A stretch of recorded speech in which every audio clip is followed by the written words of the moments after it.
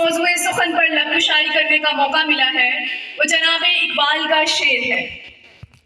یہ ایک سجدہ جسے تو گرا سمجھتا ہے، یہ ایک سجدہ جسے تو گرا سمجھتا ہے، ہزار سجدوں سے دیتا ہے آدمی کو نجات۔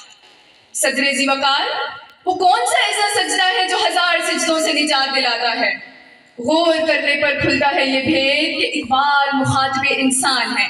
یہ ہے وہ سجدہ جو مسلمان کا کامل ایمان ہے، جو سچائی کا سرچشمہ، خیر کا پیکر اور جرت کا نشان ہے۔ یہ ہے وہ سجدہ جو دلوں سے خوف کو آزاد کرے، جو انسان کو خدا کے بندوں میں سرفراز کرے۔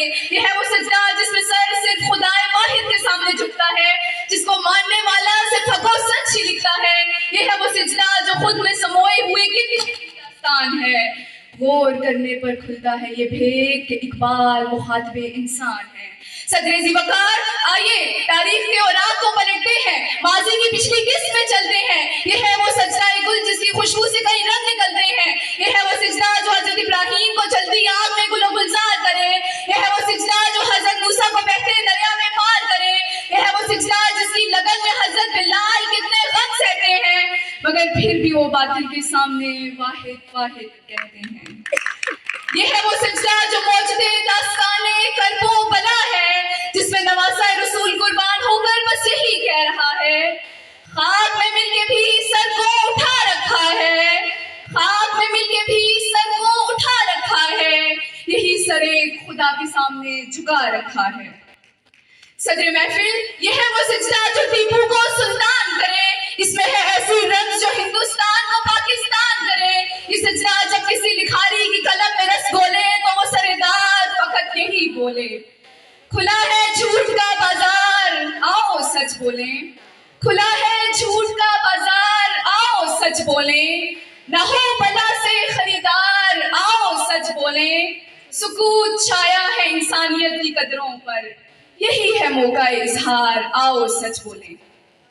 صدر ذی وقار، پھر میں کیوں نہ کہوں کہ سب باتوں کی ایک ہی ہے بات، یہ ایک سجدہ جسے تو گرا سمجھتا ہے، ہزار سجدوں سے دیتا ہے آدمی کو نجات۔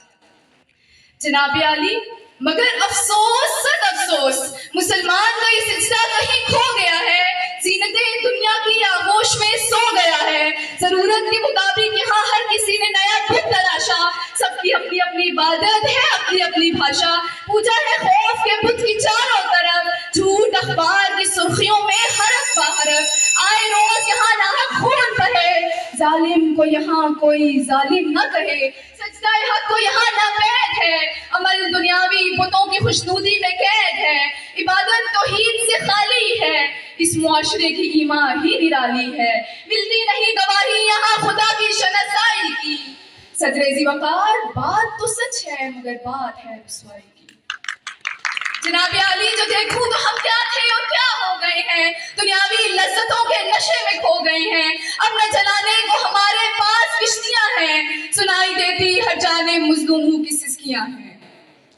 جناب عالی، اس سجدے کی اہمیت سے اگر ہم واقف ہوتے تو غیر کے نظریات نہ ہم پہ قابض ہوتے، اگر ہم خودی کی رمز کو پہچانتے تو ہم اس روح زمیں کا ہنسی خواب ہوتے، اس ظلمت کے مہکدوں میں ہم اہل سراب ہوتے، اندھیروں میں رنگ بھرتے ہوئے مہتاب ہوتے، رقم کرتے ایک نئی تاریخ ہم سنہری باب ہوتے، دشمنوں سے بھی صلح رحمی سے پیش آتے، ہم اس قدر مضبوط اعصاب ہوتے، اگر ہم خودی کی رمز کو پہچانتے تو ہم اس روح زمیں کا ہنسی خواب ہوتے، ہم اس روح زمیں کا ہنسی خواب ہوتے۔